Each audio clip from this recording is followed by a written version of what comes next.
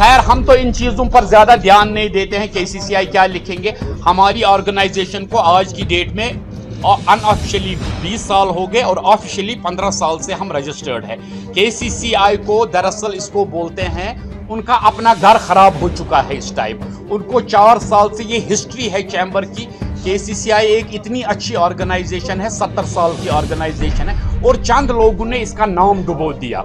आपका कोई अभी रिसेंटली उसने दिया था, कोई फारूक अहमद है जो अपने आप को डायरेक्टर केसीसीआई कहता है, जबकि केसीसीआई के कॉन्स्टिट्यूशन में डायरेक्टर पोस्ट कोई होता ही नहीं। और केसीसीआई को कोर्ट ने लिमिटेड रखा है, सिर्फ इनके ट्रेजरर को पावर है ऑफिस एक्सपेंस चलाने की। मैं आपकी वसादत से उन बड़े अच्छे लोग इसमें रहे हैं, वर्दी पास प्रेसिडेंट से रिक्वेस्ट करूंगा, मोतू साहब हैं, डग साहब हैं, त्रम्बू साहब हैं, शादात साहब हैं, और भी काफ़ी ना, उनसे मैं आपकी वसादत से कि ये केसीसीआई को ज़रा ठीक कर दे। इसकी ज़रूरत है इस वक्त लोगों को, हर एक ऑर्गेनाइजेशन की ज़रूरत। ये पहले अपना घर ठीक करे, फिर बोले सीसीआई के कहाँ। और हमारी रजिस्ट्रेशन पूछने गवर्नमेंट का काम है, केसीसीआई कोई अथॉरिटी नहीं है। हालांकि केसीसीआई से नहीं पूछा, हमें केसीसीआई से कोई गिला नहीं। उनका कोई फारूक अमीन के फारूक अहमद कोई बंदा है, ये कोई प्राइवेट लिमिटेड फर्म नहीं होती है ऑर्गेनाइजेशन, वो डायरेक्टर बन गया किसी चीज़ का। ये जो मेरी ऑर्गेनाइजेशन है, ये मेरे लोगों की मेरी पर्सनल ऑर्गेनाइजेशन। मैं आज प्रेसिडेंट हूँ, कल नहीं हूँगा, मुझे भी बाइज्जत ऐसे ही छोड़नी। ये लोग अब ऑर्गेनाइजेशन छोड़ने के लिए तैयार ही नहीं है, ये डिफंग है पिछले 4 सालों से। तो ये हमको क्या बोलेंगे? या तो इनको लगता है सीसीआई के बहुत आगे निकल चुकी, बहुत अच्छे काम कर रही है, बहुत पब्लिक गेन ये कर रही है, तो इस वजह से हमें तो कोई, मैं होटलियर्स क्लब का सेक्रेटरी जनरल, 4 ऑर्गेनाइजेशंस यहाँ है, खारा, खोरू, जखारा, पहलगाम, हमने तो कभी किसी को नहीं बोला आप क्या, बल्कि जब हमारा कॉमन इंटरेस्ट होगा, हम एक ही टेबल पर चारों होटल एसोसिएशंस बैठती है और इश्यूज सॉल्व करते। ये तो हमारे लिए कोई मसला नहीं, केसीसीआई क्या बोले क्या ना बोले, हमें कोई फर्क नहीं। अलबत्ता एक चीज इस फारूक अहमद ने लिखा था, ये मिसलीड कर रहे हैं, उसके लिए हमने आज ईसी में डिसीजन ली है कि सीसीआई के डिफेमेशन केस करेगा, नॉट केसीसीआई को। हम केसीसीआई के खिलाफ, इस फारूक अमीन को हम डिफेमेशन केस, 1000 करोड़ का डिफेमेशन केस हम इस पर कर रहे हैं। इसने कैसे लोगों को बोला कि सीसीआई के लोगों को मिसलीड कर रहा है। मैं सब आप लोगों का बहुत शुक्रगुजार हूं कि आप सब लोग यहां पर आए इतनी ठंड में, इसलिए हमारे सब सीसीआई की तरफ से आप लोगों को शुक्रगुजार। हमने जनाब अली ये प्रेस कॉन्फ्रेंस इसलिए बुलाया है क्योंकि यहाँ इस वक्त श्रीनगर शहर और जम्मू में कुछ बर्निंग इश्यूज़ हैं जो हम सरकार की नोटिस में लाना चाहते हैं, और ये सारे इश्यूज़ जो हैं ये रिलेटेड टू बिज़नेस कम्युनिटी है। सबसे पहले मैं आपको बोलना चाहता हूँ, यहाँ अभी बर्निंग इशू एक लैंड लीज़ का हुआ है। मैं ऑनरेबल लेफ्टिनेंट गवर्नमेंट को आपकी वसादत से ये अपील करना चाहता हूँ, यहाँ की जो लीज़ेस हैं काफ़ी एक्सपायर हुए हैं, काफ़ी के लीज़ ख़त्म हुए हैं, या काफ़ी को पैसे बकाया है। मेरी यही मोतबाना अपील होगी चैम्बर ऑफ कॉमर्स की तरफ से कि यहाँ कोई होटलियर मुफ्त लेने के लिए तैयार नहीं है, ना मुफ्त लेना चाहिए क्योंकि इससे गवर्नमेंट को रेवेन्यू आएगा। मगर एक चीज़ है, ये हम सब होटलियर्स का ब्रेड एंड बटर है, ये लीज़ सारे एक्सटेंड किए जाए, जो जायज़ प्रीमियम हो इसमें वो लिया जाए, और उसके साथ साथ थोड़ा प्रीमियम में इंस्टॉलमेंट दी जाए। बाकी ये जो है ये एनक्रोचमेंट्स अगर किसी की होगी उसमें कोई कुछ नहीं कर सकता। एनक्रोचमेंट तो कोई जायज़ चीज़ नहीं है। अगर किसी होटल वाले ने कुछ एनक्रोच किया है, आप उसे नोटिस दे दीजिए, वो ज़मीन छोड़ देगा। बाकी जो उनके एग्जिस्टिंग स्ट्रक्चर्स है उन पर बराए मेहरबानी मैं ऑनरेबल होम मिनिस्टर साहब से भी रिक्वेस्ट करता हूं कि इस पर नज़रसानी की जाए, क्योंकि इससे काफ़ी एम्प्लॉयमेंट जुड़ी हुई है। यूथ हमारा सारा इस वक्त गुलमर्ग में काम कर रहा है, डायरेक्टली इनडायरेक्टली इसमें काफ़ी लोग हैं, ग्रोसरी वाले हैं, वेटर्स होते हैं, बहुत सारे लोग इसमें इन्वॉल्व होते हैं। नंबर 2, मैं आपकी वसादत से, ये जो रोशनी एक्ट हमारा है, देखिए at the end of the day अगर देखा जाए ये एक्ट भी गवर्नमेंट ने ही दिया है हमको, हमने तो नहीं बनाया। इस एक्ट पर भी नज़रसानी की जाए, जो पैसे हो, हम ट्रेडर्स ये नहीं चाहते हैं कि हम मुफ्त किसी जायदाद में बैठे, या क्यों बैठे, जब हम भी 10 रुपये कमा सकते हैं तो हमारी यूटी को भी रेवेन्यू आना चाहिए। तो इसलिए ये मैं लीज़ का मसला मोतबाना अपील से chamber of commerce industries Kashmir CCI की तरफ से कहता हूँ। इससे काफ़ी एम्प्लॉयमेंट ये इन्वॉल्व है, इसमें काफ़ी लोगों का इसका ब्रेड एंड बटर है, और ये जो हमारी गुलमर्ग है ये वर्ल्ड मैप पर है। हम टूरिज़म को प्रमोट कर रहे हैं, इंशाल्लाह और भी प्रमोट करेंगे, मगर इस पे नज़रसानी की ज़रूरत है। मैं मोदी जी से भी रिक्वेस्ट करूंगा आपकी वसादत से, हमारे प्राइम मिनिस्टर साहब, सबका साथ सबका विकास तभी होगा जब आप अपने लोगों को ऑन बोर्ड लेंगे और इस लीज का एक अच्छा से अच्छा सोल्यूशन निकालेंगे, ताकि इसमें आपको भी फ़ायदा आए और हमारे गवर्नमेंट के ये इदारों को भी फ़ायदा है। दूसरा, हमारा अभी रिसेंटली जेके बैंक ने ऑनलाइन सिस्टम ये ओटीएस स्कीम किया था, उसके बारे में मैं रिक्वेस्ट करूंगा हुसैन साहब को, वो उसके बारे में बोलेंगे। पहले हम शुक्रिया अदा करना चाहते हैं CMD J and K bank mister Baldev Prakash ji से, जिन्होंने OTS scheme with help of RBI उन्होंने जो ये ओटीएस स्कीम निकाली थी, ये बहुत ही फ़ायदेमंद रही यहाँ के ट्रेडर्स के लिए। लेकिन कुछ ऐसी चीज़ें हैं, अगर आप सबको पता होगा कि जब ये ओटीएस स्कीम लाई गई उसके इमीडिएट बाद विंटर्स का अप्रोच, और जो हम सबको पता है जे&के में विंटर्स में जो बिज़नेस लेवल्स होते हैं वो बहुत कम हो जाते हैं, और अगर किसी को ये ओटीएस फंड एंड सेटलमेंट भी करना है, उनको अपनी कोई जायदाद वगैरह बेचनी पड़ेगी, तब जाके वो सेटल कर सकते हैं। और यही कि वो इस वक्त उन प्रॉपर्टीज़ को नहीं बेच पाते, सो दैट वो ये स्कीम जो है अवेल कर पाए।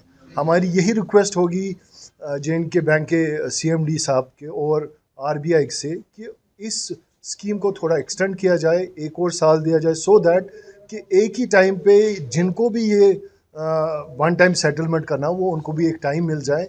और हमारी तरफ से भी कोशिश यही रहेगी, सीसीआई की तरफ से भी कोशिश यही रहेगी कि हम जितने भी डिफ़ॉल्टर्स हैं या जिनको भी ये एनपी अकाउंट्स हैं, उनको हम ऑन बोर्ड लाएं। और ख़ासकर जब भी एफसीआई के ने भी उस पर बहुत अच्छी पहल करी, हम उनका भी शुक्र अदा करना चाहते हैं।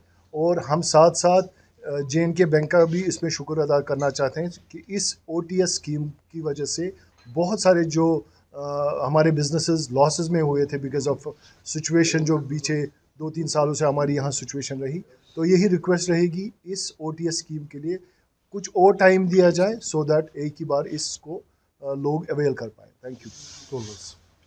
तारिक साहब, एक सवाल पूछना चाहेंगे कि दिल्ली नेशन मैगजीन ने 2 दिन पहले एक न्यूज़ निकाली थी कि जम्मू कश्मीर का होटल अब होटल नहीं खरीद सकता है, तो 24 घंटे के बाद उस न्यूज़ को डाउन किया गया है। तो किस तरह से आप इस स्टेटमेंट को, जम्मू कश्मीर का कोई भी बाशिंदा होटल नहीं जम्मू कश्मीर में खरीद सकता नहीं ले सकता है, तो ऑप्शन में पार्टिसिपेट, तो उस न्यूज़ को आप किस तरह से देखते हो? क्या ऐसा कोई है आपके पास कोई इनपुट इस तरह कोई? नहीं, हमारे पास ऐसा कोई इनपुट नहीं, और ये सवाल ही नहीं है कि जे&के का। देखिए, अगर इन केस ऑफ ऑक्शन हम देखें, ऑक्शन में भी फर्स्ट प्रायोरिटी जे&के को, क्योंकि ये जो यहाँ का बाशिंदा है, पहली प्रायोरिटी इसको मिलनी चाहिए। और गवर्नमेंट का ऐसा कुछ नहीं है, मेरी नज़रों में नहीं आया कि गवर्नमेंट ने बोला है कि जेके के होटलियर्स ये ऑक्शन में पार्ट नहीं ले सकते। हम पहले चाहते हैं कि ऑक्शन पर नौबत ना आए, ये सेटलमेंट विद इन द जे&के के स्टेक होल्डर्स के साथ की जाए। हाल ही में आपने मीटिंग भी की बाहर, तो क्या निकल के आया उस मीटिंग में? आप कई महीने मतलब हफ्ते बाहर थे। देखिए जी, हमने इस रिगार्डिंग रिप्रेजेंटेशन दी हुई है, अपनी होम मिनिस्ट्री में दी हुई है, यहाँ के एडमिनिस्ट्रेशन में दी हुई, लेफ्टिनेंट गवर्नमेंट साहब को दी हुई है। आप देखिए उनका भी क्या निकलता है इसमें, मगर मुझे लगता है गवर्नमेंट को ये सारा इन फेवर। पता होगा कि जम्मू कश्मीर की हिस्ट्री में पहली बार रियल एस्टेट समिट हुई जम्मू में, जिसमें 39 MOUs पर दस्तखत किए यहाँ की गवर्नमेंट ने, ठीक है। तो उसमें क्या हुआ कि जम्मू कश्मीर अब जो नॉन इन्वेस्टर्स हैं, जो रियल एस्टेट इन्वेस्टर्स हैं, वो यहाँ इन्वेस्ट करेंगे। पहले हम आपका उस पर टेक लेना चाहेंगे, क्योंकि उस पर यहाँ रिएक्शन भी आया था कि वो यहाँ की आबादी जो है डेमोग्राफिक चेंज में उस पर अप्रीहेंशन है। योर टेक ऑन दैट पहला। दूसरा ये कि जो आपने लैंड लीज की बात की, इसमें गवर्नमेंट का कहना है कि ये यहाँ पे नेपोटिज्म चलता था, ये करप्शन थी, और जो पॉलिटिशियंस के रिलेटिव थे, जो रिश्तेदार थे, उनको इससे मिलता था, और जो गरीब लोग हैं, आम लोग हैं, वो आप इस लीज एग्रीमेंट से उनको फायदा मिलेगा। इन दोनों पे आपका देखिए, पहली बात मैं तो आपको ये कहूँगा, we are businessman and we mean business. हमारा ये पॉलिटिकल स्टेटमेंट्स के साथ कोई लेना देना नहीं। रही बात यहाँ की, मैं फिर से वही बात रिपीट करूँगा, यहाँ की लीज़ अगर आपने दी है, ये आपके ही गवर्नमेंट ने हमें लीज़ दी है, हमने तो खुद नहीं ली है। लीज़ गवर्नमेंट को दी है हमें। गवर्नमेंट को ही चाहिए कि इस लीज़ का अच्छा सा सद्भाव निकाले, ताकि ये सब की प्रॉब्लम सॉल्व हो जाए। दूसरी बात, ये जो बाहर के इन्वेस्टर के ख़िलाफ़ हम नहीं हैं, मगर पहली यहाँ अपॉर्चुनिटी यहाँ के इन्वेस्टर को मिलनी चाहिए, because we being the sons of soil, हमारा पहला हक बनता है अपने जे&के में बिजनेस करने का। अगर हम किसी जगह पर मल्टीनेशनल कंपनी के साथ फेल होते हैं, देन आप बाहर के इन्वेस्टर को बुला सकते हैं, क्योंकि आपके अपने लोग हैं। हमें अपने लोगों को पहले प्रायोरिटी देनी है। गवर्नमेंट तभी दूसरों का सोचेगी जब हम किसी जगह फेल हो जाएं। यहाँ की इकोनॉमी में, जहाँ तक यहाँ की इकोनॉमी का ताल्लुक है, हमारे जो बिजनेसमैन हैं यहाँ की इकोनॉमी में एक अहम रोल प्ले करते हैं। लेकिन जब आपने लैंड लीज की बात की या डिफरेंट लैंड लॉज की बात की, जो गवर्नमेंट ने 370 के एब्रोगेशन के बाद यहाँ पे अप्लाई की, तो एक स्टेक होल्डर होने के नाते आप क्या समझते हैं इसके लॉन्ग टर्म में यहाँ की जम्मू कश्मीर की इकोनॉमी में क्या इम्पैक्ट हो सकता है? क्या आप इसको नेगेटिव इम्पैक्ट के पॉइंट ऑफ व्यू में देखते हैं या पॉजिटिव पॉइंट ऑफ व्यू के इम्पैक्ट? देखिए, पहले मैं एक चीज़ बोलूँगा आपको, पहले मैं कैटेगोरिकली क्लियर करना चाहता हूँ आपने, क्योंकि हमारे हेड इस वक्त यूटी के हैं ऑनरेबल एलजी श्री मनोज सिन्हा साहब। पहले मनोज सिन्हा साहब को मैं बहुत मुबारकबाद देना चाहता हूँ, जो उन्होंने बोला आम आदमी के साथ नहीं छेड़ा जाएगा। दैट इज़ वेरी अप्रिशिएटेड, क्योंकि ये जो 2 मरले 5 मरले 10 मरले की ज़मीनों पर घर छोटे छोटे बने हो, ये लोग कहाँ जाएंगे? ये एलजी साहब के अपने लोग हैं, मगर उनके लिए हम बड़ा शुक्रगुजार हैं। उन्होंने पहले कैटेगोरिकली कह, उनके साथ हम नहीं छेड़ेंगे। रही दूसरी बात यहाँ की, फिर से यही लीज़ की। देखिए, लीज़ में फिर से, देखिए मैं लीज़ का आपको यही बोलूँगा, लीज़ में first preference should be given to Kashmiri in sense JNK को, पूरी JNK को, ये जो यूटी है हमारी, इसको लोकल्स को प्रेफरेंस देनी चाहिए। इन केस अगर आपका लोकल्स फेल होता है तब आप दूसरा थॉट कोई सोच सकते हैं। मेरी यही है फिर से अपील कि लीज का इतना अच्छा सोल्यूशन निकलना चाहिए जिसमें हमारी गवर्नमेंट भी ठीक रहे, हमारे लोग भी ठीक रहे, और यहाँ की एम्प्लॉयमेंट जो मेनली डिपेंड ऑन होटल्स है वो बरकरार रहे, क्योंकि सरकारी नौकरों को तो आपको पता है सरकारी जॉब बड़े मुश्किल से मिलने वाला है। सेंट्रल गवर्नमेंट स्टेट गवर्नमेंट से बजट मांगा है, क्या आपसे बजट मीटिंग हो गई? और अगर हो गई तो क्या सबसे बड़ा प्रपोजल होगा CCI का कि इस बार बजट में क्या अलग से?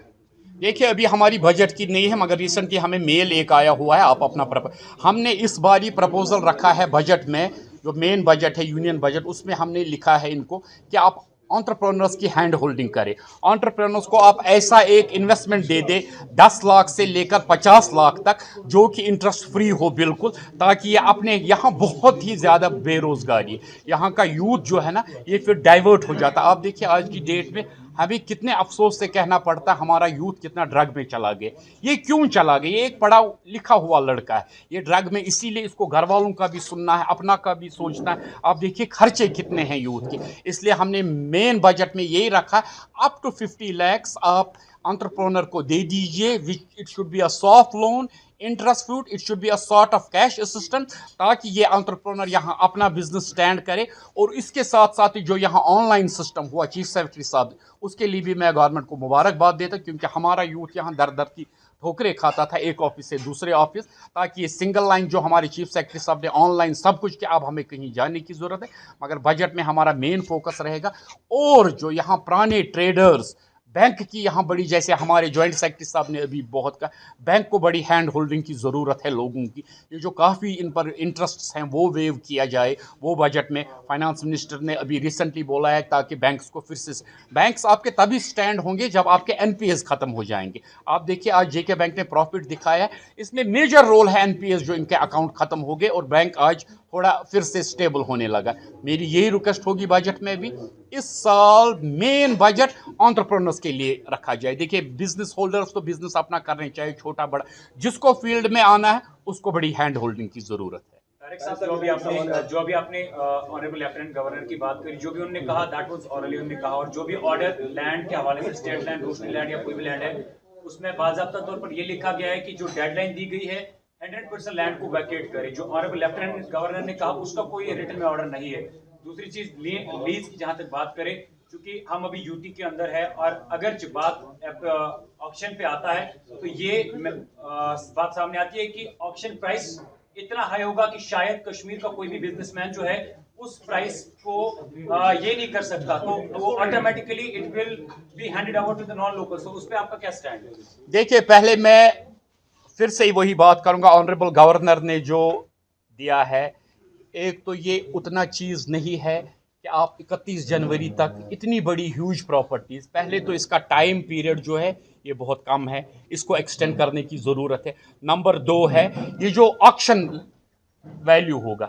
ये भी इतना हाई क्यों गवर्नमेंट रखेगी? गवर्नमेंट को हमारी रिक्वेस्ट होगी कि बड़ा लिमिटेड ऑक्शन पीरियड रखा जाए और ऑक्शन पीरियड में भी कुछ इंस्टॉलमेंट्स का टाइम दिया जाए, क्योंकि आपको पता है यहाँ 30 साल हो गए बिजनेसमैनों को बिजनेस में सफ़र करते हुए। इस सब चीज़ों को मद्देनज़र रखते हैं हमारी अपनी सरकार है, अपनी गवर्नमेंट है। ऑनरेबल लेफ्टिनेंट गवर्नर साहब बहुत अच्छे काम कर रहे हैं, मगर उनको इस वक्त ताजरों की हैंड होल्डिंग की करने की बहुत। अगर वो जी आप जिस लिमिटेड आप प्राइस की बात करें, मैं उसी की बात कर रहा हूँ। हाँ जी, अगर वो लिमिटेड प्राइस ऐसा हुआ कि जिसको कोई भी कश्मीर का बिजनेसमैन जो है ये ना कर पाए, अफोर्ड ना कर पाए, वो तो उसके बाद व्हाट कुड बी नहीं, वो जो अफोर्ड नहीं कर पाएगा वो तो हमारे साथ इनजस्टिस होगा ना, तो हम जस्टिस ही मांग रहे हैं ना, इसीलिए हम बोल रहे हैं वही price. What will be the next step ना?